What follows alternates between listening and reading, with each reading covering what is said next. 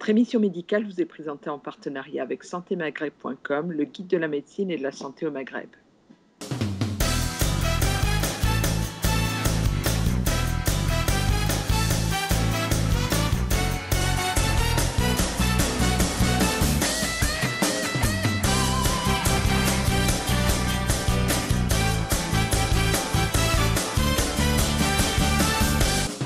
Je suis un médecin d'origine syrienne, je suis en France depuis 1996 et je suis cardiologue spécialiste en maladies cardiovasculaires et en rythmologie parce que je pratique aussi l'implantation des stimulateurs cardiaques. Je suis responsable des soins intensifs depuis longtemps et puis je fais partie des médecins plus anciens de l'hôpital en fait. Alors la tension artérielle, par définition, c'est la résistance de la paroi artérielle vers la pression de sang qui arrive du cœur. C'est-à-dire, on peut imaginer que le cœur, c'est une pompe et qui va pomper le sang oxygéné dans une artère. Donc, la résistance de cette artère, c'est ça la tension artérielle. D'accord? Donc, si la résistance de l'artère monte, c'est là on va appeler l'hypertension artérielle. Si la résistance des artères baisse, c'est là on va l'appeler hypotension artérielle. L'hypotension artérielle, en général, c'est un problème passager liés à des autres soucis, par exemple diarrhée importante, vomissement important, déshydratation des patients, grosse chaleur. Ça peut baisser la tension, surtout chez les personnes âgées et chez les enfants. On s'inquiète de l'hypotension? On s'inquiète parce que c'est un problème qui peut vraiment être grave et ça signifie que le patient n'est pas en bon état. Surtout quand ça vient chez quelqu'un qui est en bonne santé. En général, ça arrive suite à un autre problème de santé, une infection autre, une hémorragie, c'est une baisse de tension, donc oui, on s'inquiète. Donc une baisse de tension importante qui est inférieure à 80 sur 60 mm/Hg, que ce qu'on appelle en population 8 à 6. S'il est inférieur à 8 à 6, c'est ce qu'on appelle un état de choc et le patient il doit être hospitalisé. Ça, c'est concernant l'hypotension. Mais bon, ce n'est pas un problème fréquent et ce n'est pas un problème chronique. En général, c'est un problème aigu lié à une autre maladie. Après, le problème qui inquiète la population générale, c'est l'hypertension artérielle. Donc, comme je l'ai dit, c'est une résistance des artères. Donc, les artères, ils sont un petit peu spasmées. C'est ça qui augmente la tension. Et l'hypertension artérielle est considérée comme une maladie chronique. Et le problème, ce n'est pas du tout les chiffres tensionnels qui sont plus élevés que la normale. Mais par définition, on parle de l'hypertension artérielle chez un patient qui a une tension artérielle supérieure ou égale à 14,9. D'accord? En centimètres mercure, en millimètres mercure, c'est 140 sur 90.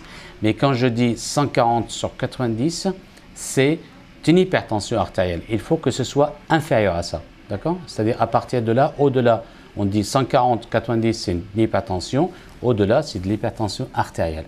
Le problème de l'hypertension artérielle, que c'est un problème chronique, et petit à petit, au fil des années, l'hypertension artérielle va déclencher des complications cardiovasculaires qui sont parfois très graves. Et ces complications cardiovasculaires sont principalement, peut amener un infarctus du myocarde, c'est-à-dire une maladie des artères coronaires avec des artères coronaires bouchées et une baisse de la fonction cardiaque.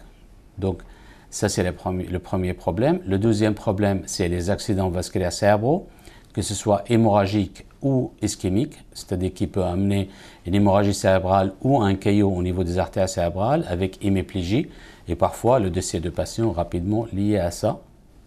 Donc ça, c'est un deuxième problème qui est très grave aussi. Et troisième problème, c'est l'artériopathie de membres inférieurs, c'est-à-dire l'atteinte des artères des jambes, qui aussi peut amener le patient à limiter ses déplacements à cause des douleurs dans les jambes.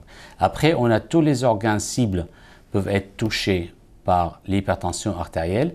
Donc, on a parlé du cœur, on a parlé du cerveau, et le troisième organe cible, c'est les reins. Le patient qui a une hypertension artérielle chronique, tôt ou tard, va développer une insuffisance rénale chronique. On est en cas d'une hypertendue, on ne se soigne pas. Jusqu'à il n'y a pas longtemps, il y a quelques années, on disait encore aux patients, si vous êtes traité pour la tension, vous n'aurez pas de complications. D'accord? Mais petit à petit, avec les études qui ont sorti, parce qu'en France, nous avons une branche de la Société française de cardiologie qui s'appelle le groupe d'hypertension artérielle, ou la Société française de l'hypertension artérielle. C'était un groupe qui fait beaucoup d'études sur l'hypertension artérielle et les complications de l'hypertension artérielle.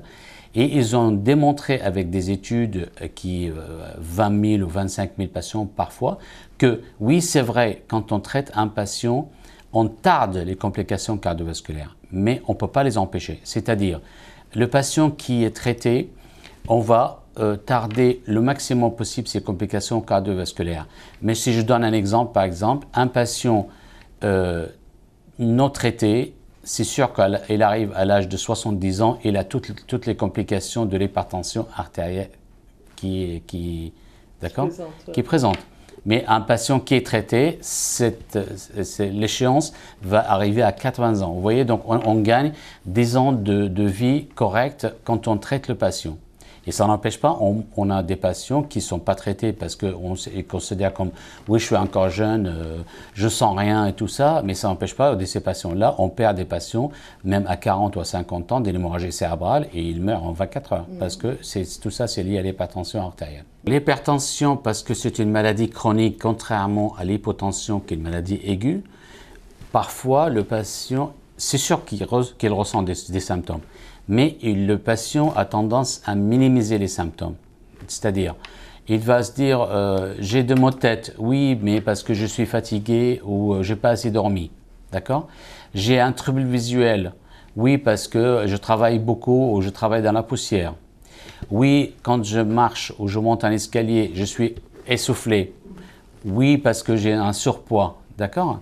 Donc, les signes de l'hypertension artérielle, parce que c'est une augmentation progressive de la tension, le patient, en général, tolère pas mal. Il a des symptômes, mais il ne prend pas en sérieux ces symptômes parce qu'ils sont des symptômes presque chroniques. C'est-à-dire, il a l'habitude d'avoir de maux de tête tous les jours. Et du coup, quand il a un maux de tête, il prend de l'éprane, ça calme un peu, et puis après, le lendemain, rebelote. Donc, il dit oui, parce que je suis fatigué tout le temps, je travaille beaucoup, ou j'ai un problème avec les enfants, ou quand c'est une femme, je dis oui, parce qu'elle est stressée. Donc, on a beaucoup de préjugés par rapport aux symptômes de l'hypertension artérielle, mais malheureusement, quand on arrive aux symptômes qui sont sérieux, c'est-à-dire le patient qui devient essoufflé au moindre effort, là, on arrive trop tard. C'est-à-dire, là vraiment, on arrive trop tard parce que le mal est fait. Le patient a déjà démarré ses complications cardiovasculaires de l'hypertension artérielle. Donc, si j'attire l'attention des gens par rapport aux symptômes de l'hypertension artérielle, premier symptôme qu'il faut que tout de suite soit vérifié, c'est le maux de tête, les céphalées ou le maux de tête. Ça, il faut prendre en sérieux pour savoir pourquoi il y a un maux de tête. Et la première chose à vérifier, parce que c'est tellement simple à vérifier, c'est mesurer la tension, que ce soit par une personne qui sait mesurer la tension, parce qu'on ne va pas rentrer après dans les défauts de prise de tension. Le patient qui devient essoufflé en montant 2 étages sur l'escalier ou en marchant vite dans la rue, c'est un patient qui doit s'inquiéter aussi par rapport à sa tension et par rapport à son cœur en général. N'importe.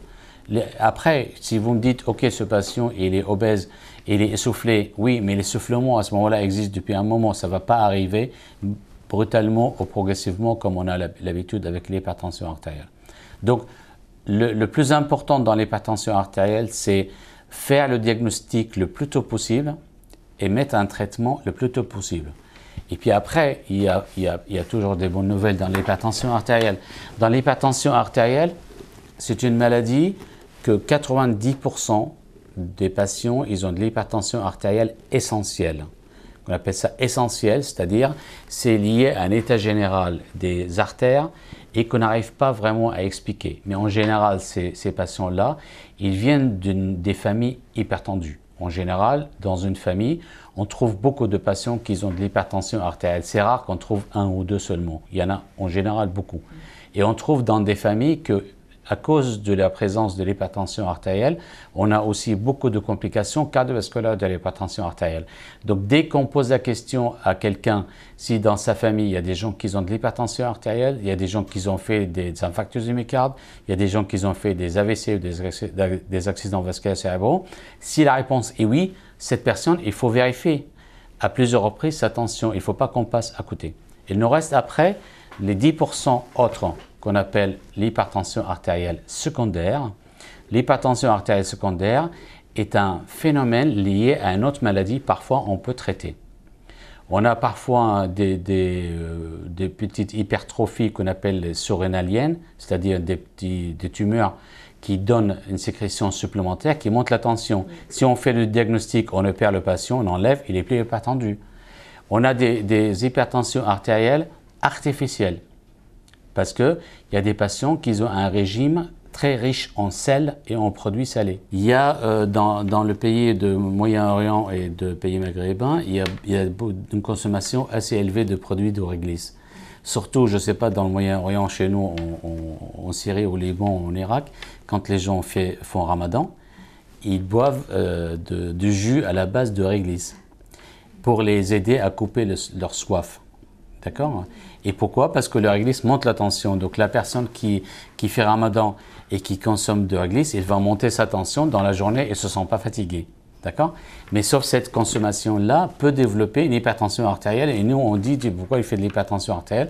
Ça suffit de poser la question au patient. La première chose en fait à faire, poser question à un patient qui a une tension élevée. Qu'est-ce qu'il mange? La quantité de sel qu'il mange. Est-ce qu'il fait une activité physique ou pas? Donc, au-delà, dès qu'on pose la question, on constate qu'il y a une consommation de réglisse ou de produits à la base de réglisse. Il y a aussi de l'alcool à la base de réglisse, mais je parle de réglisse tout court. Parfois, il y a de bonbons. Il y a des gens qui prennent de bonbons de réglisse plusieurs fois dans la journée parce qu'ils aiment le goût. Donc, la première chose à demander, c'est on arrête le réglisse, on baisse la consommation de sel, on essaye de perdre de poids si on a un surpoids, on fait plus d'activité physique et on observe. Le patient, on ne va pas le mettre sous traitement tout de suite. Ça suffit de faire des mesures d'hygiène de la vie quotidienne et de régime alimentaire. Et puis après, au-delà d'ici un mois ou deux, on contrôle de nouveau la tension pour savoir où nous sommes. Si la tension artérielle, malgré un régime avec une baisse de sel, baisse de poids, plus d'activité physique et pas de réglisse, la tension reste élevée, supérieure, égale à 14,9, là, on va démarrer un traitement. Mais pas avant. Mais pas avant. Il faut commencer quand même par cette dose-là. La seule exception qu'on démarre le traitement tout de suite, c'est des patients qui ont une tension élevée dès le départ. Un patient, la première fois qu'on a pris une tension artérielle, il est au repos allongé et sa tension artérielle dépasse 18,10, il faut le traiter tout de suite. On ne peut pas laisser un patient parce que c'est un risque trop élevé de le laisser. C'est ce qu'on appelle une hypertension artérielle grave. Les traitements, vous disiez tout à l'heure qu'on ne met pas forcément un patient qui a une tension élevée immédiatement. Non, et pas immédiatement. On laisse un peu de temps, on lui donne des conseils pour baisser sa consommation de sel et en général, on le revoit dans quelques semaines pour mesurer sa tension après son régime. En même temps, ça nous laisse le temps de faire une prise de sang de base, vérifier la fonction rénale, vérifier la fonction thyroïdienne, vérifier s'il y a de l'anémie ou pas, d'accord? Parce que de l'anémie, ça peut monter la tension artérielle aussi. Donc, vérifier les mesures est-ce qu'il y a une autre maladie qui peut donner de l'hypertension artérielle, c'est-à-dire on cherche ce qu'on appelle une hypertension artérielle secondaire. Et si à ce moment-là, on ne trouve pas sur la prise de sang une explication, et le patient, malgré son régime, il a baissé sa consommation de sel, s'il est sérieux bien sûr, parce que ce n'est pas le cas de tout le monde, et à ce moment-là, on va recontrôler sa tension, et si la tension de nouveau est élevée, à ce moment-là, on traite. Mais on a déjà une base sur la fonction rénale, sur l'hémoglobine et sur ce qu'on a comme marqueur biologique. Comme tout le monde, il faut éviter les excès, d'accord? C'est-à-dire les excès de consommation de sel, surtout quand il y a parfois un repas familial et on est à bout de produits salés sur la bouffe. Il y a des produits qui sont riches en sel. Tout ce qui est boîte de conserve, c'est très riche en sel. Les plats pré-préparés, c'est riche en sel. Le surgelé, c'est riche en sel. La majorité, parce que maintenant, ils commencent à faire attention par rapport à cette histoire. Tout ce qui est viande de poisson séché, c'est riche en sel. Le fromage, c'est riche en sel. Il n'y a pas de fromage sans sel. Ça n'existe pas. Parce qu'on ne peut pas le conserver, tout simplement. Et donc, du coup, tout ça, c'est riche en sel. Charcuterie, en France, même on a des charcuteries aux pays arabes, maintenant sans porc. Il y a des charcuteries, mais à la base de sel. Donc, ces produits-là, on n'interdit pas aux patients de manger. Je dis jamais à un patient, il faut arrêter le fromage. Je ne peux pas, il doit vivre quand même. Mais je le conseille simplement de baisser la quantité et la fréquence de fromage. C'est-à-dire, il y a des gens qui mangent de fromage 2-3 fois par jour. Je dis non, c'est une fois par jour et vous coupez une portion et ça s'arrête là. On ne va pas laisser la boîte devant et puis on continue à manger jusqu'à la fin. Donc, il y a les mesures qui sont diététiques, c'est très important pour l'hypertension artérielle parce qu'à la fois, ça nous permet de ne pas augmenter le traitement. C'est-à-dire, si moi, je constate que le patient est hypertendu, il a fait un effort sur le régime alimentaire, il a baissé sa consommation de sel, il a baissé sa consommation d'alcool s'il boit, il a baissé son poids, et puis malgré ça, il a une tension élevée. Ok, je vais le mettre sous traitement. Et après, je vais le surveiller. Il y a beaucoup de patients où on met sous traitement, on le surveille, et puis au bout d'un moment, on constate que notre traitement n'a pas baissé beaucoup sa tension, on n'est pas revenu à une tension normale. Donc qu'est-ce qu'on va faire? On va augmenter la dose. Et si c'est toujours le cas, on va rajouter un deuxième médicament, troisième médicament, parfois quatrième médicament. Il y a des patients qui ont jusqu'à 5 médicaments pour la tension. Et donc, si le patient ne respecte pas son régime alimentaire, l'enchaînement de traitement va augmenter. C'est-à-dire, et vous le savez de toute façon, docteur Moulin. On le sait selon des marqueurs biologiques d'une part, et d'autre part, on voit très bien que le poids n'a pas bougé, il ne fait pas d'effort physique, et en même temps, la tension n'est toujours pas contrôlée. Je rajoute un deuxième médicament, j'arrive pas. Je rajoute un troisième médicament, j'arrive pas parfois, si le patient ne respecte pas le régime. Donc le régime, c'est très important parce qu'on ne peut pas tout régler avec les médicaments. Ce n'est pas magique le médicament. Le médicament aide avec des autres mesures.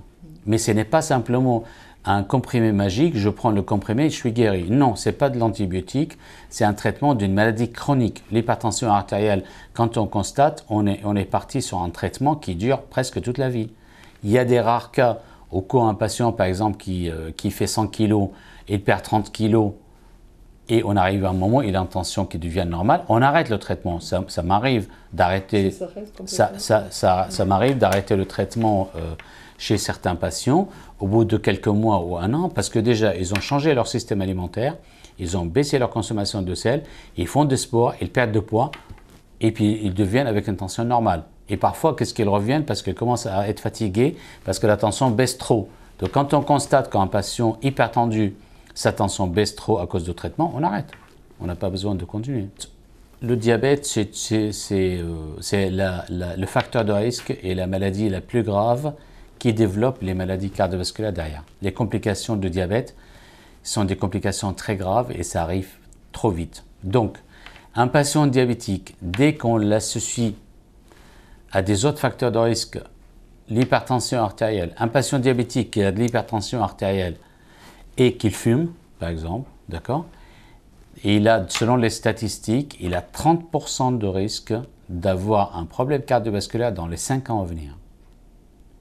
Vous voyez, donc le risque, ça veut dire un tiers de ces patients-là qui ont ces 3 facteurs de risque ensemble, ils vont avoir soit un infarctus du myocarde, soit un AVC dans les 5 ans. Donc c'est très grave. Surtout si vous avez un patient diabétique qui démarre son diabète à 40 ans et qu'il a de l'hypertension à 45 et il fume depuis l'âge de 20 ans, ce patient-là n'arrivera pas à 60 ans. Hein.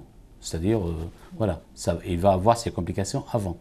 Donc le diabète, c'est une maladie très grave et quand il est associé avec des autres maladies, il devient beaucoup plus grave aussi au niveau cardiovasculaire. On ne peut pas accepter chez un patient hypertendu et diabétique que la tension artérielle n'est pas contrôlée et le diabète n'est pas contrôlé parce que c'est un patient à haut risque.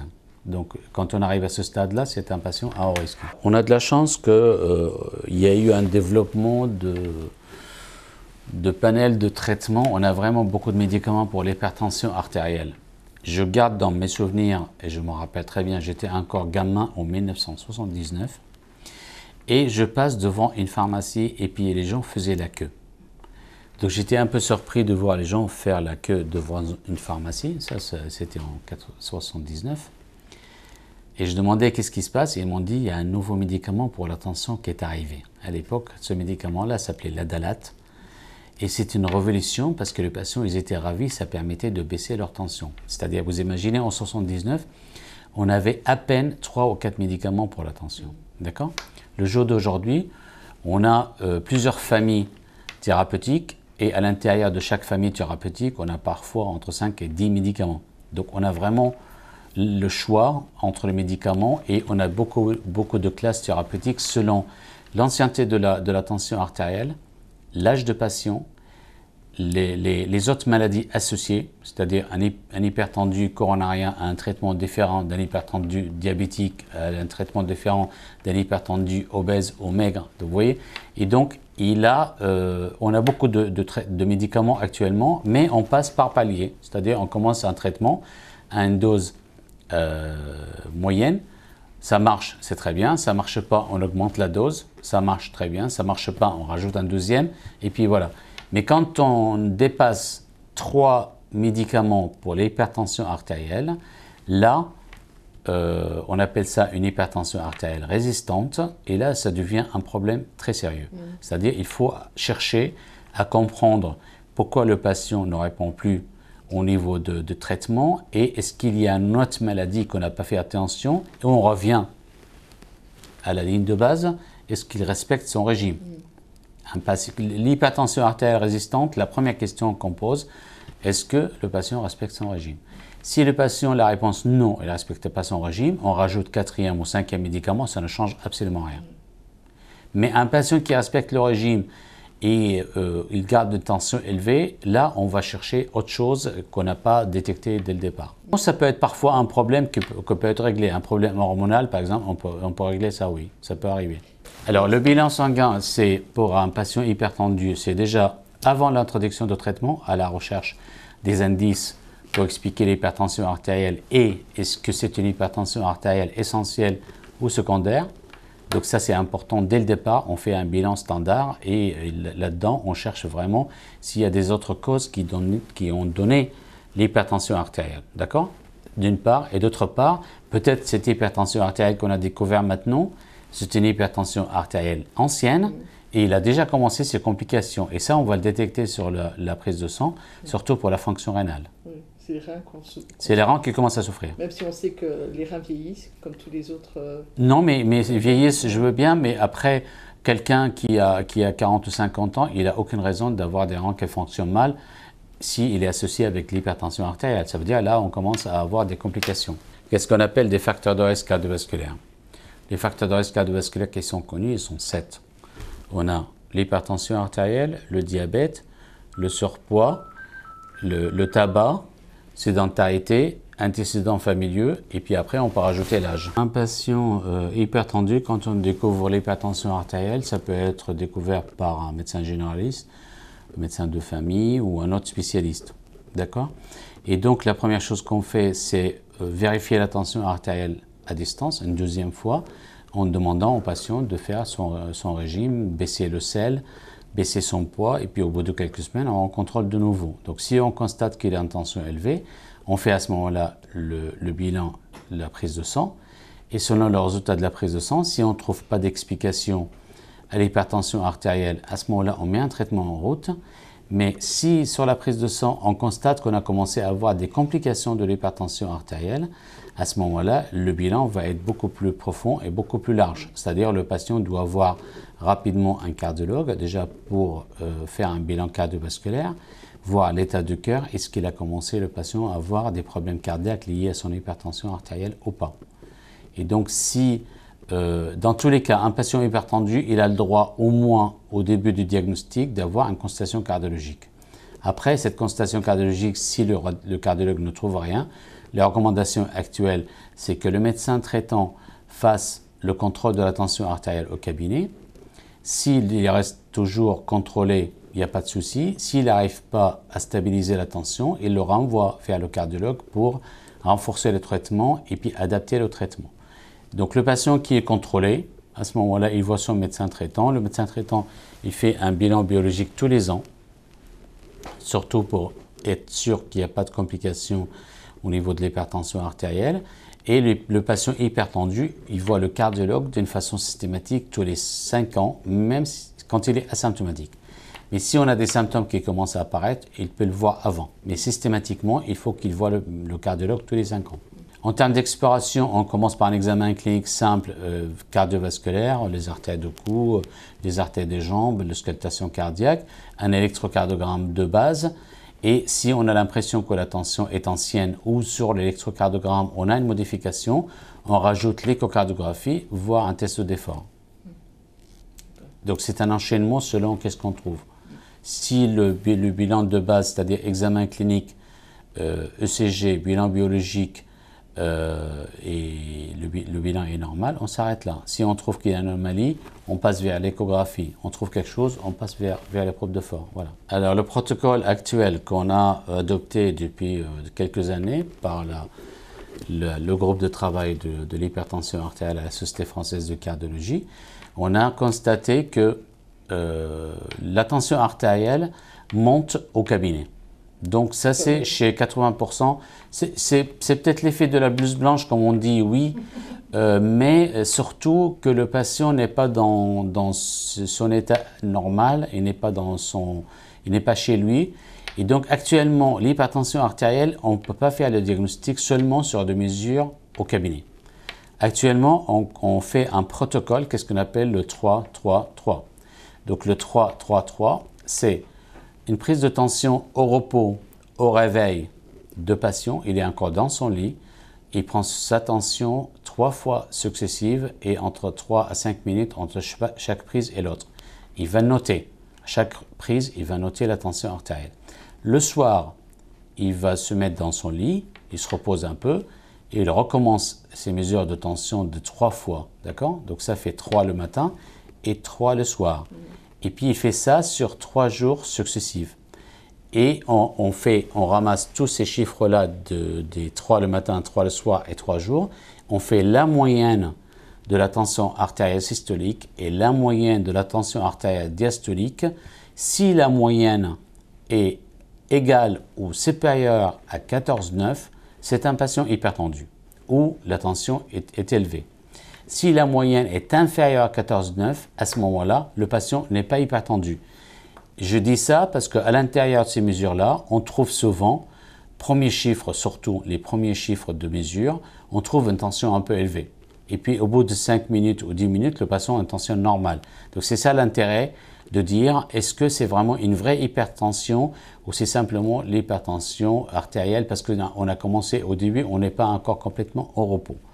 Ces mesures-là se fait toujours au repos, c'est jamais devant la télé ou au salon pendant que toute la famille est là, non, c'est au repos, soit allongé dans son lit, soit assis dans un fauteuil confortable depuis au moins 15 minutes.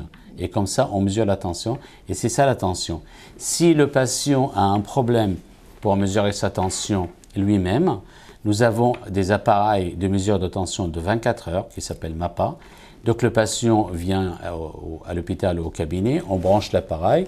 L'appareil va prendre la tension toutes les 30 minutes dans la journée et toutes les heures dans la nuit. Et à ce moment-là, quand il va nous rendre l'appareil, on va regarder les courbes de la tension artérielle pour constater est-ce que la tension artérielle moyenne sur le 24 heures est supérieure à 14,9, inférieure à 14,9, est-ce qu'il y a de l'hypertension ou pas. Donc c'est ça l'importance dans les mesures de tension. Il ne faut pas sur un chiffre, parce qu'on a beaucoup de patients qui s'affolent sur un chiffre de tension. Le patient, il ne se sent pas bien, il a un appareil de tension à la maison ou quelqu'un de sa famille a un appareil de tension, il prend sa tension, il le trouve élevé, on court à l'hôpital. Non, ce n'est pas ça qu'il faut faire. Il faut laisser au repos, reprendre la tension à plusieurs reprises, surtout comme on a dit, les 3, 3, 3. La tension artérielle n'est pas du tout un chiffre stable. C'est-à-dire, ça se change selon la position de patient, son état physique, son état psychologique. Je ne peux jamais diagnostiquer une hypertension artérielle chez quelqu'un qui vient de perdre un membre de sa famille, par exemple. Ça n'a pas de sens, parce qu'on n'est pas dans une condition normale. Quand on est allongé, la tension est dans son état normal. Quand on va se mettre debout, alors en général, la tension va monter. Il y a des patients qui ont tendance, quand ils se mettent debout brutalement, à baisser leur tension. C'est ce qu'on appelle l'hypotension orthostatique. Et en général, l'hypotension orthostatique, ça arrive chez des patients hypertendus traités, parce que la réaction des artères vers le changement de position est tardive, c'est-à-dire à cause de médicaments. Ou surtout chez les personnes âgées, à cause de la rigidité artérielle, la tension n'a pas le temps de monter rapidement quand ils se mettent debout, du coup ça baisse. Et quand ça baisse, ça va baisser le taux d'oxygène qui va arriver dans le cerveau et le patient peut sentir un peu de vertige ou pas bien pendant quelques secondes ou une minute. En général, elle récupère tout de suite après. Donc c'est pour ça que c'est un problème qui est entre guillemets artificiel. Au-delà de certain âge où le patient hypertendu traité par plusieurs médicaments, on leur conseille de fractionner leur mouvement au début du démarrage. C'est-à-dire un patient, quand j'ai fractionné, un patient allongé, il passe par une phase assis, et puis après, il se met debout avant de marcher, et puis quand il sent bien, il marche. Il ne faut jamais descendre comme parfois il y a quelqu'un, je suis allongé, il y a quelqu'un qui a sonné à la porte, je cours tout de suite, boum, j'arrive à la porte et je tombe. Donc ça, c'est l'histoire qu'on entend souvent, et c'est simplement lié à ça, à l'hypotension artérielle, à cause de changements de position brutale, et chez un patient qui est traité pour la tension ou une personne âgée. Alors, comment prendre sa tension? Le médecin, il est normalement formé pour prendre la tension. Les infirmières, elles sont formées pour prendre la tension. Après, nous, on conseille tout patient hypertendu à avoir un tensiomètre à la maison et puis à apprendre à mesurer sa tension. Il y a beaucoup d'appareils actuellement sur le marché pour prendre la tension, soit sur le poignet, c'est des appareils électroniques, ou soit un brassard. Donc, il faut simplement positionner le brassard avec le détecteur sur l'artère, et puis il est branché sur l'appareil, on appuie, ça gonfle, et puis ça nous donne le chiffre tensionnel. Donc ces appareils-là, ils sont fiables, et on peut compter sur ces appareils-là pour surveiller la tension. Mais je reviens, il faut que ce soit au repos, et à plusieurs reprises. On ne peut pas compter sur un seul chiffre. Donc la tension artérielle, en fait, on a ici une artère. La tension artérielle, il faudra qu'on mette le stéto sur l'artère, ou s'il n'y a pas de stéto, si l'appareil est automatique, il y a normalement un capteur, il faut que le capteur soit sur l'artère. Donc quand on palpe simplement avec le doigt, on palpe l'artère. Vous voyez, si vous mettez ici votre doigt, regardez, vous sentez l'artère. Oui. Voilà. Et donc je vais mettre le stéto sur l'artère. Donc le but c'est de faire quoi? C'est d'augmenter la pression, augmenter une pression dans le brassard, jusqu'à un moment qu'on perd complètement la pulsation de l'artère. D'accord? Et c'est le moment qu'on perd la pulsation de l'artère, c'est ça l'hypertension artérielle systolique. Le premier chiffre qu'on entend, on appelle la tension haute. Donc là, par exemple, j'ai palpé l'artère ici, je mets mon stéto et je vais gonfler donc le brassard. La patiente est au repos depuis un moment. Donc là, j'entends plus rien. Je vais dégonfler petit à petit.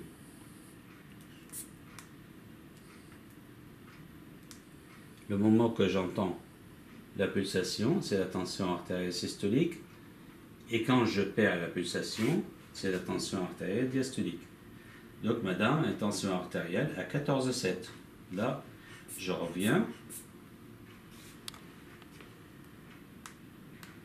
À 14, j'ai entendu la pulsation.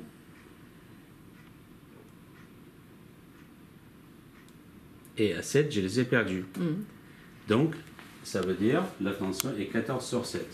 On prend à la lettre la définition de l'hypertension artérielle, le chiffre 14. 14, ça veut dire et il y a une petite hypertension artérielle. Mais quand on regarde l'âge, c'est une dame qui est un peu âgée. Et donc cette différence, le moment que la tension diastolique est basse, je ne peux pas considérer comme une hypertension artérielle. Vous voyez, si c'était une vraie hypertension artérielle, la tension doit être 14,9. Même si elle était 14,8,9, je peux considérer que c'est une petite hypertension, mais 14,7, c'est une tension normale par rapport à son âge, parce que si je veux traiter ça, je vais baisser le 7 à 5 ou à 6, elle va faire des vertiges, elle va être très symptomatique et très fatiguée. Donc ce n'est pas le but de casser le patient, c'est le but de traiter sa tension. Donc voilà, donc en général, on arrête. Si on a un chiffre là élevé, comme j'ai conseillé tout à l'heure, on prend 3 fois, donc là j'ai pris une seule fois, j'attends 2-3 minutes et puis je vais reprendre de nouveau pour savoir est-ce que ça va baisser ou pas. La majorité du cas, ça va baisser. D'accord? Donc là on va reprendre de nouveau. D'accord.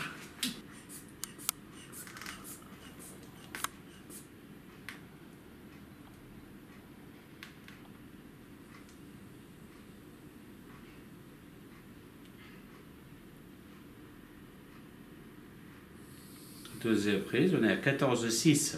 C'est encore un peu plus bas au niveau diastolique, mais systolique, il est resté à 14. Donc, à mon avis, sa tension artérielle systolique, elle est la majorité du temps autour de 14. C'est ça, je considère que c'est une tension normale. Et si vous avez un traitement, je ne toucherai pas votre traitement, je ne monte pas la dose parce qu'on est bien. D'accord, merci. Il ne faut pas plus que ça. Merci, merci. Nous avons lu encore récemment que les femmes seraient plus sujettes aux maladies cardiovasculaires et seraient surtout des patientes qui s'ignorent. En fait, on passe d'un excès à l'autre, d'un extrême à l'autre. Pendant des années, les femmes en général, les femmes jeunes, ils sont protégées par leurs hormones.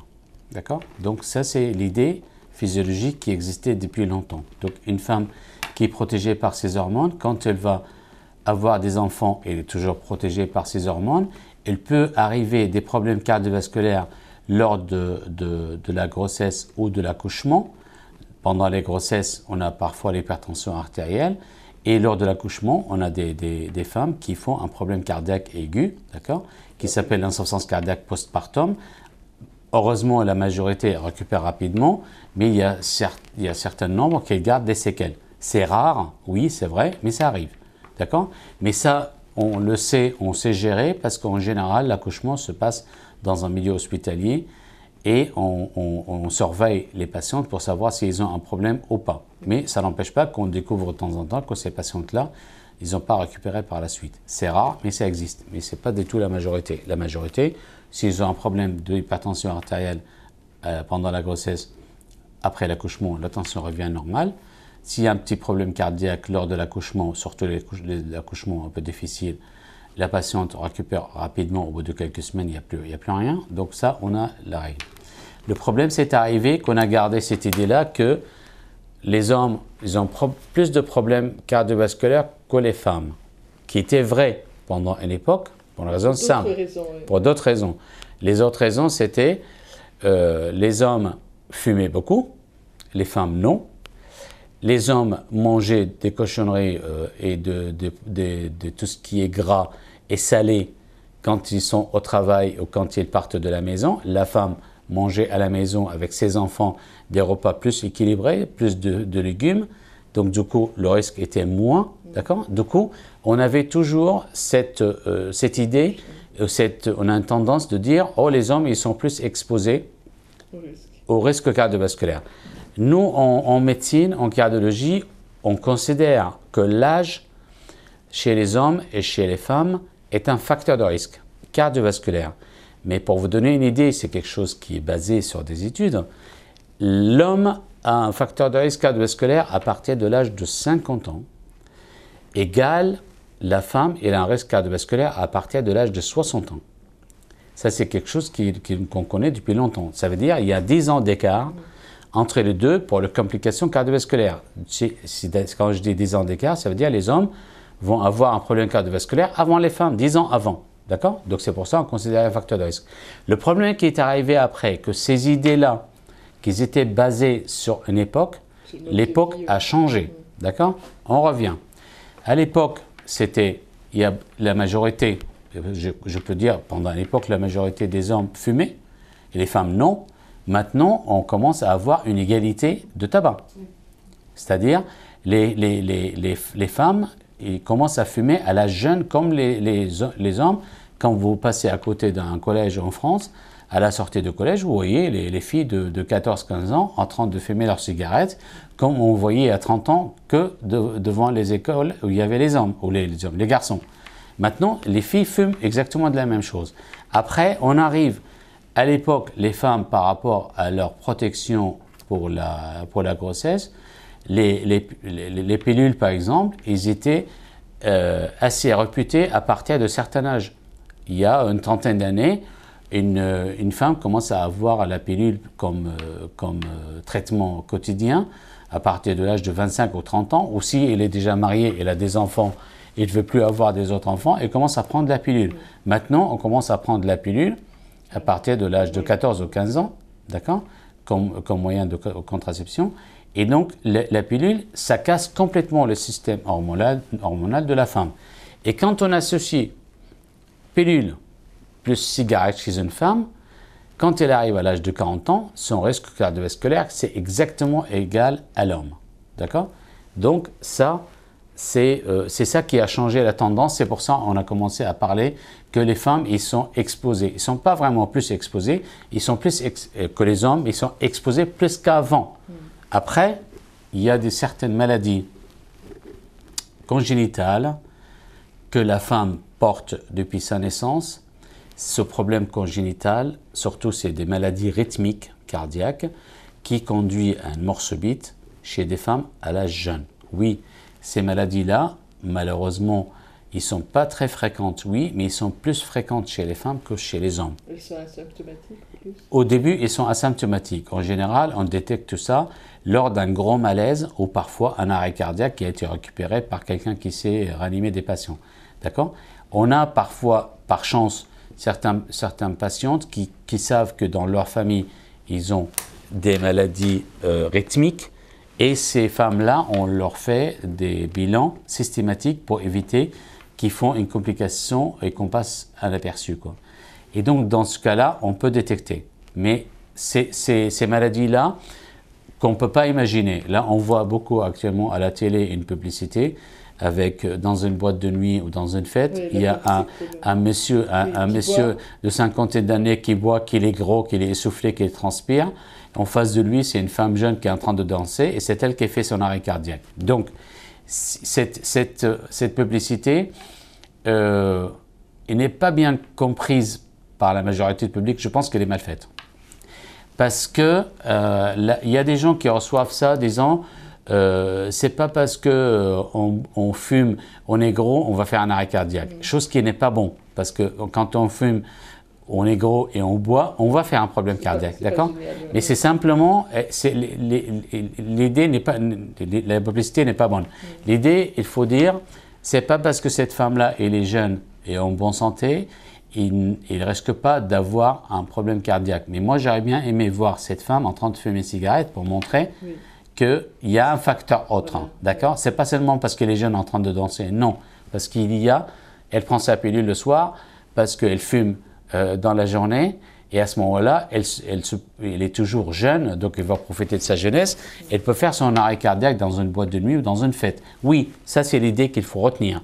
Mais il ne faut pas retenir parce qu'il est plus à risque que le gros en face et qui boit et qui fume et qui est essoufflé quand il bouge. Non, ça c'est pas bon. Il faut dire simplement que la tendance que les femmes à l'époque faisaient moins de problèmes cardiovasculaires. Moi, je peux dire le jour d'aujourd'hui, les femmes et les hommes, ils sont à égalité au niveau cardiovasculaire. Ils peuvent avoir les mêmes maladies et ils subissent les mêmes maladies liées à leurs facteurs de risque cardiovasculaire, qui sont le tabac, qui sont le poids, qui sont le régime alimentaire, qui sont le cholestérol, le manque d'entraînement physique. Tout ça, ils sont à égalité. Mais ça n'empêche pas que le jour d'aujourd'hui, l'âge comme facteur de risque chez les hommes et chez les femmes n'a pas encore bougé. On est 50 pour les hommes, 60 pour les femmes, heureusement. Mais je pense que dans les années à venir, c'est sûr qu'il y aura des études qui vont sortir pour dire maintenant on arrête de parler de ça.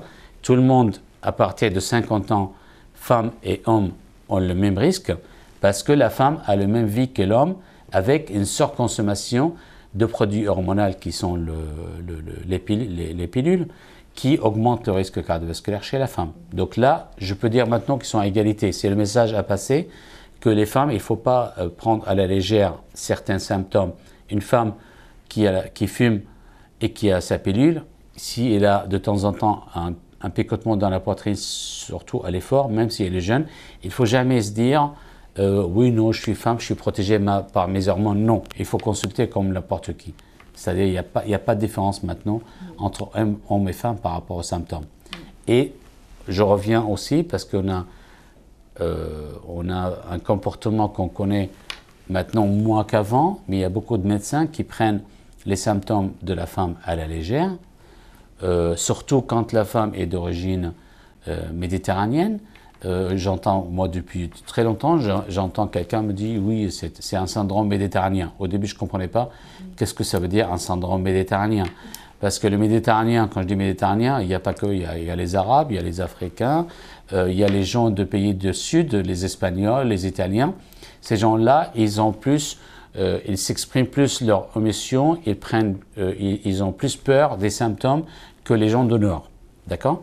Et donc, on appelle ça, c'est-à-dire, quand il y a un picotement par-ci ou par-là, la personne va penser que c'est un infarctus, il va courir voir le médecin. D'accord? Ça, c'est quelque chose qui existait avant, mais le jour d'aujourd'hui, je ne peux pas considérer que c'est un syndrome méditerranéen. Il ne faut jamais dire, le jour d'aujourd'hui, oui, elle a mal à la poitrine parce qu'elle est inquiète, si une femme, c'est normal. Non, c'est pas vrai. Elle est inquiète, c'est normal parce qu'elle a des symptômes. Mais avant de dire à cette femme-là, c'est psychologique et c'est lié à votre stress, ou parce que vous êtes engueulé avec votre mari, ou parce que les enfants font de bazar à la maison. Non, avant de lui dire ça, il faut l'examiner, faire un bilan, et puis après, si on ne trouve rien, je dis, écoutez, on ne trouve rien, tant mieux. Simplement, peut-être il y a un surménage, il faudra que vous reposez un peu, ou vous vous libérez un petit peu. Voilà, c'est tout. Mais il ne faut pas faire un préjugement, parce que les femmes, surtout quand elle est d'origine méditerranéenne, pour dire, ah oui, oui, on va voir. Mais c'est ça en fait, on passe à côté de beaucoup de choses quand on a ce comportement-là.